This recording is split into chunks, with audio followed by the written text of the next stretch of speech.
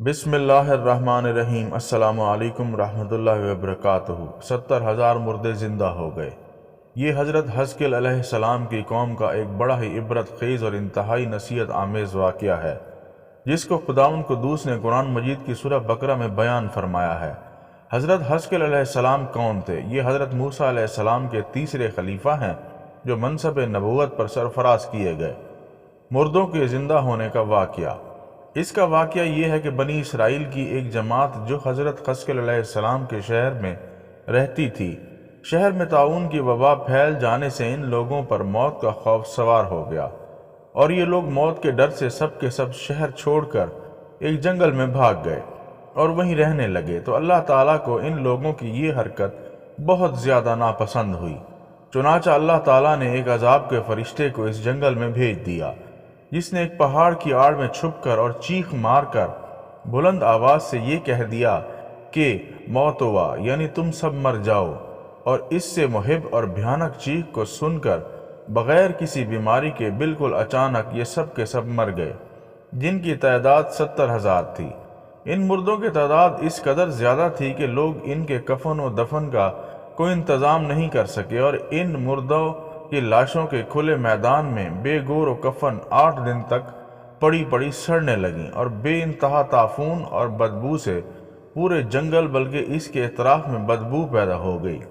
کچھ لوگوں نے ان کی لاشوں پر رحم کھا کر چاروں طرف سے دیوار اٹھا دی تاکہ یہ لاشیں درندوں سے محفوظ رہیں۔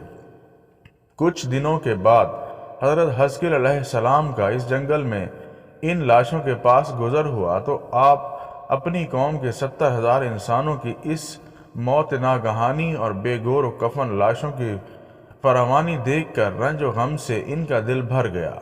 آپ دیدہ ہو گئے اور باری تعالیٰ کے دربار میں دکھ بھرے دل سے گڑ گڑا کر دعا مانگنے لگے کہ یا اللہ، یہ میری قوم کے افراد تھے جو اپنی نادانی سے یہ غلطی کر بیٹھے کہ موت کے ڈر سے شہر چھوڑ کر جنگل میں آ گئے۔ یہ سب میرے شہر کے باشندے ہیں، ان لوگوں سے مجھے انس تھا اور یہ لوگ میرے دکھ سکھ کے شریک تھے۔ افسوس کہ میری قوم ہلاک ہو گئی اور میں بالکل اکیلا رہ گیا۔ اے میرے رب، یہ وہ قوم تھی جو تیری حمد کرتی تھی اور تیری توحید کا اعلان کرتی تھی اور تیری کبریائی کا خطبہ پڑھتی تھی۔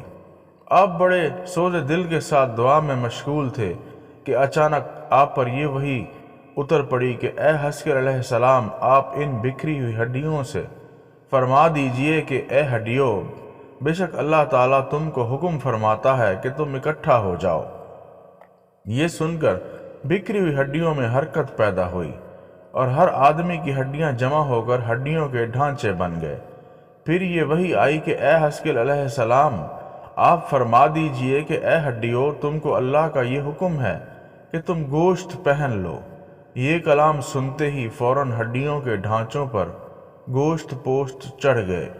پھر تیسری بار یہ وحی نازل ہوئی، اے حزقیل، اب یہ کہہ دو کہ اے مردو، خدا کے حکم سے تم سب اٹھ کر کھڑے ہو جاؤ۔ چنانچہ آپ نے یہ فرما دیا تو آپ کی زبان سے یہ جملے نکلتے ہی 70,000 لاشیں دم زدن میں ناگہاں یہ پڑھتے ہوئے کھڑی ہو گئیں کہ سبحانک اللہم بحمدک لا الہ الا انت۔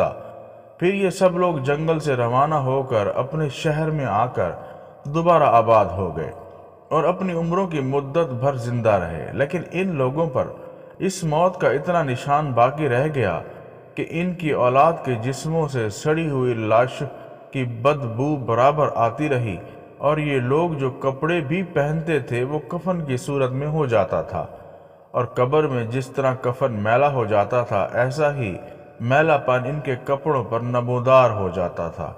چنانچہ یہ اثرات آج تک ان یہودیوں میں پائے جاتے ہیں جو ان لوگوں کی نسل سے باقی رہ گئے ہیں۔ جزاک اللہ۔